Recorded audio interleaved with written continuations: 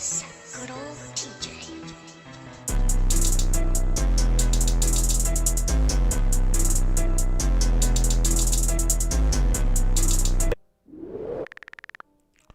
Konnichiwa, INCOG. Back on a rash video, and yeah, guys, it's been a minute. Like I said, I've been doing a little few things. I know you guys see on the channel, like some recent uploads that I got an apartment. So yeah, we'll give you guys a heads up with that. I mean, not heads up, you guys an update with that. A little short video, nothing really too sweet, nothing really too crazy. But yeah, so if you guys see, we have a new scenery, background, everything like that.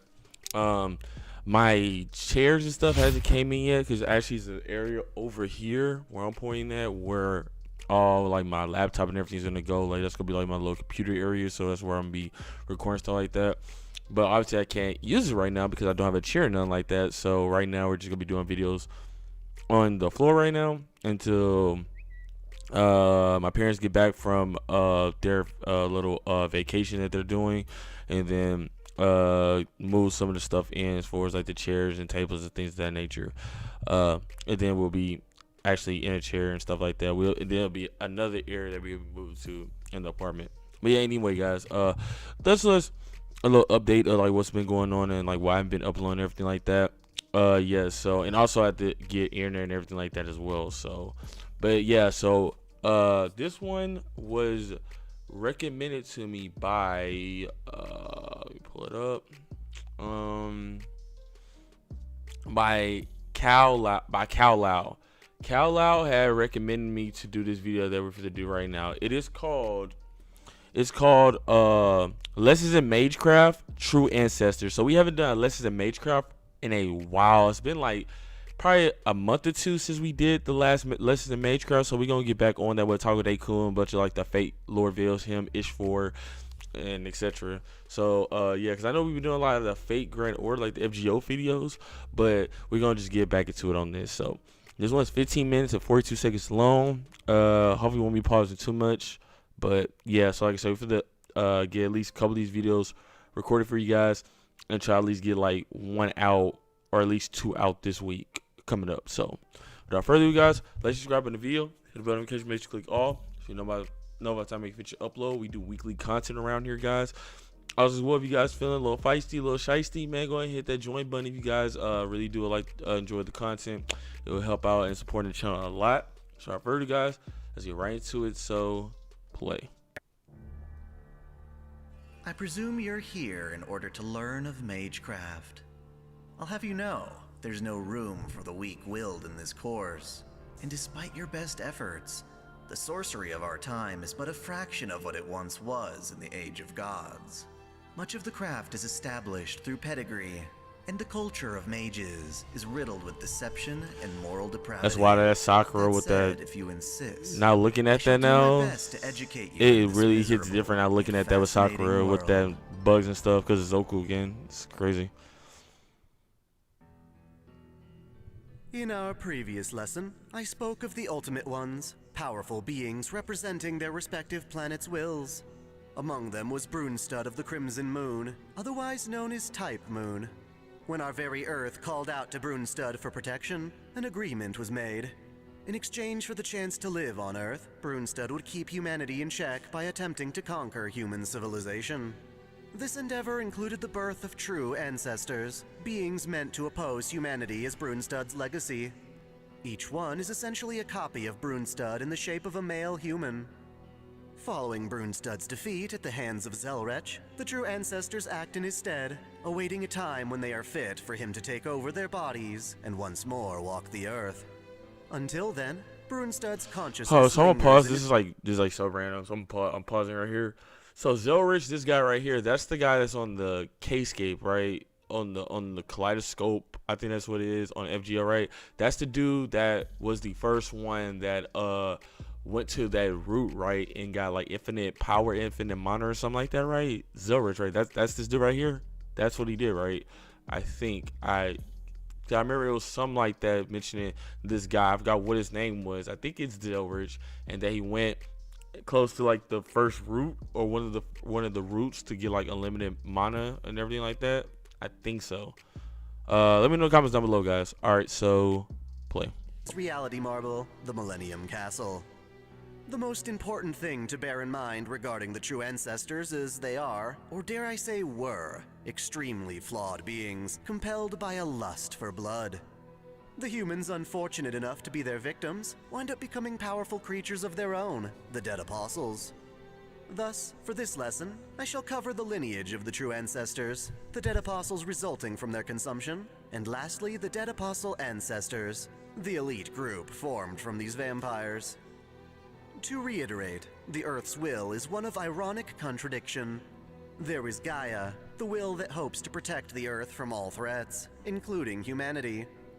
Ironically, however, humans are also a part of the Earth, even while posing a threat to it, and so a subsection of the planet's will, known as Alaya, yearns to protect the human order.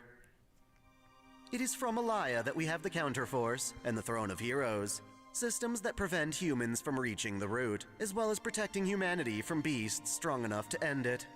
One might be inclined to say that Alaya has more influence between the two wills, but Gaia also has its own systems in place, namely beings of transcendent kind. Oh, Ishtar. These are life forms that are birthed from Gaia in order to mediate humanity's gluttonous spending of the Earth's resources, ensuring that nature continues to thrive. These include elementals, gods, and our topic for today, the true ancestors. In the simplest terms, these are all beings that are permitted to oppose humanity in the name of nature. They are not targets for the Counterforce. This is problematic, however, considering that the true ancestors were more of a threat to humanity than originally intended. They are all plagued by a psychological impulse to suck blood. It is an ailment that cannot be cured, and inevitably gets harder to resist over time. This hinders the true ancestors' efficiency. Some pause. So true ancestors equal vampire. Gotcha. Makes sense. All right, play. Must always reserve a percentage of their power to restrain their bloodlust. Regrettably, even if one of them were to dedicate all of their power toward holding back the impulse, there would still come a time when it simply proves too strong to subdue. The only practical course of action left for such a true ancestor is sleep. Hibernation can postpone the inevitable, and even true ancestor children begin by sleeping until they mature enough to control themselves. In effect, this means that every waking moment exposes them to more of the impulse's growth. As such, no matter how long the bloodlust is postponed, there will come a time for every true ancestor where they are left with no other choice but to go into an eternal slumber. While they are otherwise immortal, this slumber functionally serves as a temporary lifespan for them. It is not death, per se.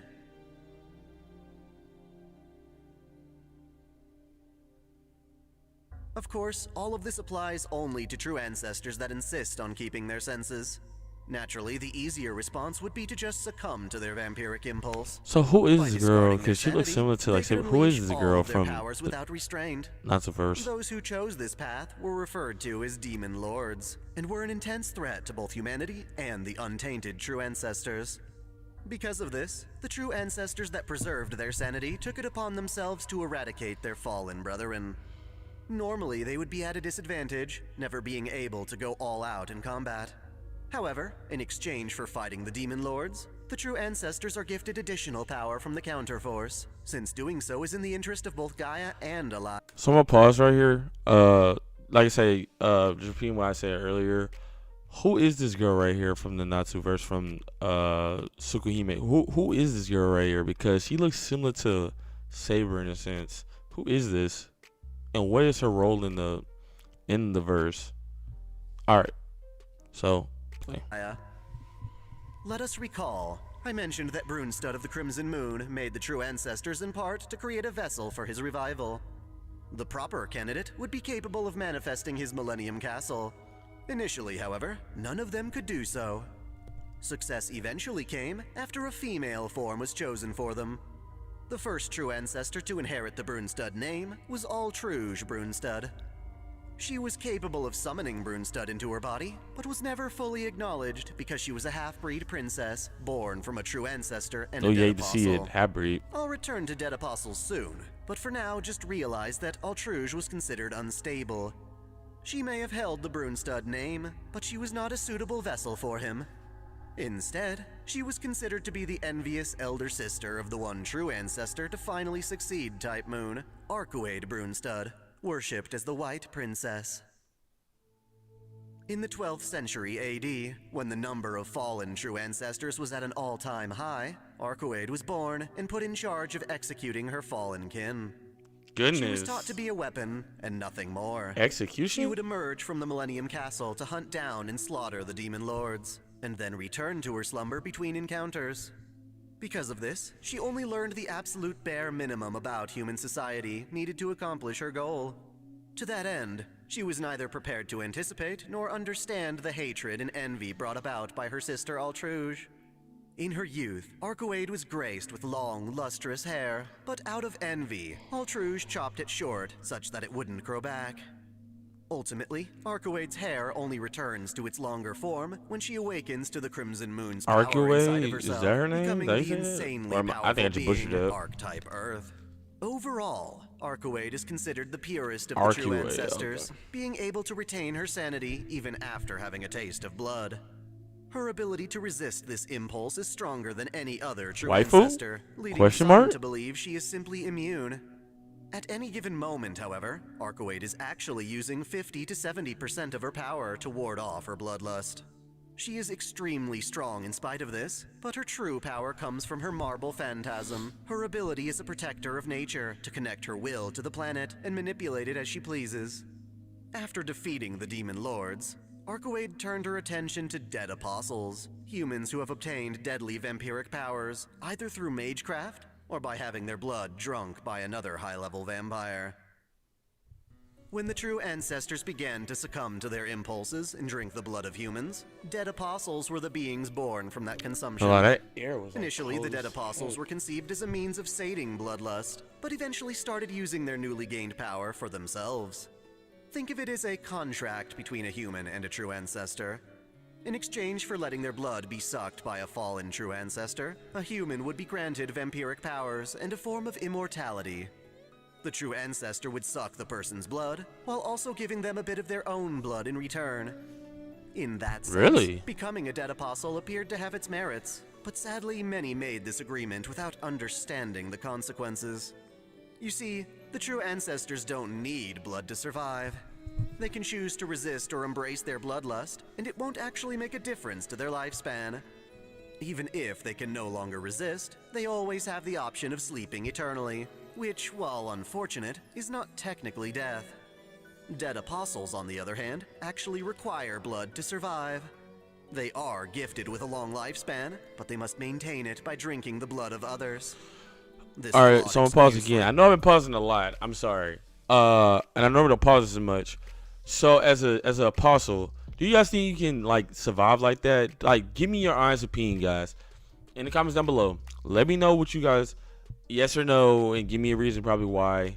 But do you guys think as an apostle, a dead apostle, do you guys think you can survive just all blood? Do you think you'd be able to do that for your entire life? Only survive all blood? Or will you try to like resist the urge for blood? Like, what's your stance on that? You know, because basically it's like you're vampiric in nature, right? Because you need blood. But I was just kind of curious on that, you know. So yeah, that's pretty much it. Let's get right to it. So play. Mortality urged the dead apostles to rebel against their true ancestors and ultimately escape their influence. Now, the dead apostles roam the earth for themselves, indulging in whatever luxury they can, while pleasantly sating their bloodlust through helpless humans. They indulge in twisted entertainment, no longer having any real purpose in living now that they no longer fear dying so easily. This desire for amusement brought the dead apostles to compete against each other for territory. Their competition resulted in a hierarchy among the dead apostles, with the strongest comprising an elite status known as the 27 Dead Apostle Ancestors. Think of it like a council of the most powerful vampires that encourages apostles lower in strength to drink more blood and establish more influence in the community. Despite appearing as a ruling body, the Dead Apostle Ancestors are mostly a hollow formality. As agents like Arcueid or the Church's burial agency hunt and kill them, some of the 27 seats are either left empty or eventually replaced by other ambitious dead apostles. Oh, and that's right. The church specializes in hunting these vampires, creating an interesting balance between expanding territory and influence, while also evading the church's watchful eye. As such, you'll often find dead apostles relying on familiars called the dead to do their blood collecting for them. I The dead remember are hearing about familiars that created from when a dead Ishwar's apostle video. sucks blood, but does not turn their victim into a fellow vampire. This leaves the body without a soul, perfect for being controlled remotely by their killer. When hunting dead apostles, it is standard practice to first slay all of the dead in a given territory to lure out the actual target when they get hungry. A side effect of creating dead apostle familiars is the creation of ghouls. In rare cases, victims of a vampire attack have strong enough bodies and minds to remain intact even after death. They start off as mindless killers, but as they continue to devour humans, they eventually repair their damaged brains and restore their connection to their soul. With this comes Repair their their former damaged intelligence and brains? memories. In other words, victims of a dead apostle can eventually become vampires themselves, though this usually takes a matter of years. Some exceptionally rare and gifted humans, such as Yumizuka Satsuki, possess a latent psychic ability that makes this process almost instant. To clarify, most vampire victims die and are controlled by their killers. Some of these victims, however, linger on as ghouls and can over time regain their intelligence and become vampires themselves. In the rarest cases, a vampire's victim can immediately become a vampire.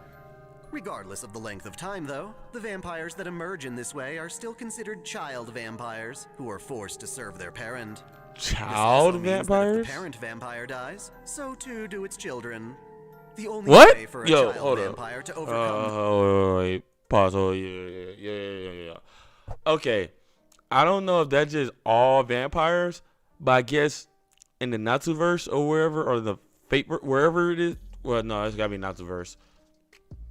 But wait, so if you're a kid vampire, your mom dies and your dad dies, you die? I could have swore, didn't they live? Because they're like leeches. Don't they live off blood? So how come if the parents die, the kids die? Like what? Like what? Wait, what? Huh? That makes no. You know what? Okay, so play. this fate is for them to break free of their parents' control, becoming a proper dead apostle. Despite all these efforts to stay alive, the immortality granted to dead apostles is imperfect. Even if they continue to drink blood, their lives will still eventually come to an end, even if far later than an ordinary human's life. As such, there are certain dead Ooh, apostles you who do dedicate not their like to long see lives that. to pursuing a true immortality, and some have found rather clever ways of making this work. To fully understand them, we will have to investigate the 27 dead apostle ancestors in much more depth. I intend to do so, but we'll save that part for our next lesson. For now, we must focus on vampire fundamentals. In summation, the true ancestors are the successors of Brunstad of the Crimson Moon. They were put on Earth to protect nature from humans, but because of their inherent bloodlust, they became a far greater threat to humanity than anticipated. True ancestors that succumb to their bloodlust become demon lords and are hunted by the true ancestor princess Arcueid. To sate their lust for blood, the demon lords made contracts with humans, offering them an imperfect immortality in exchange for a consistent meal. These humans accepted the offer, becoming dead apostles. Eventually, the dead apostles broke free from the true ancestors, dedicating their long lives to the pursuit of true immortality while entertaining themselves in competition for dominance. The highest-ranking dead apostles are the 27 dead apostle ancestors, even though their labeling is inconsistent at best. To expand their territories and obtain blood without being hunted by the church, dead apostles create familiars, the dead, to do their bidding. Usually, the dead are merely puppets to be controlled by their respective apostles, but sometimes victims can eventually regain their brains and souls to become vampires of their own. As it stands today, the only surviving true ancestor is Arcueid, and so she continues to hunt the dead apostle Only ancestors, Arcueid? whom we will cover in our next lesson in Magecraft.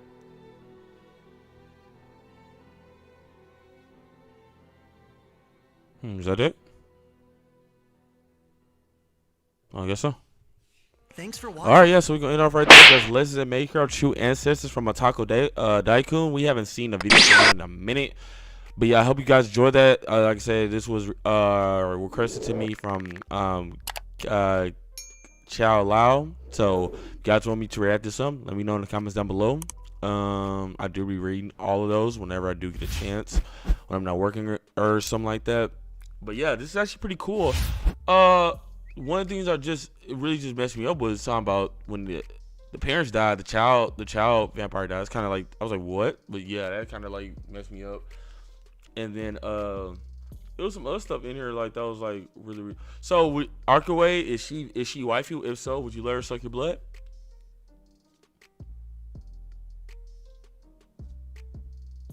Anyway, yeah. So we're getting off right there, guys. This video's going on 20+ minutes.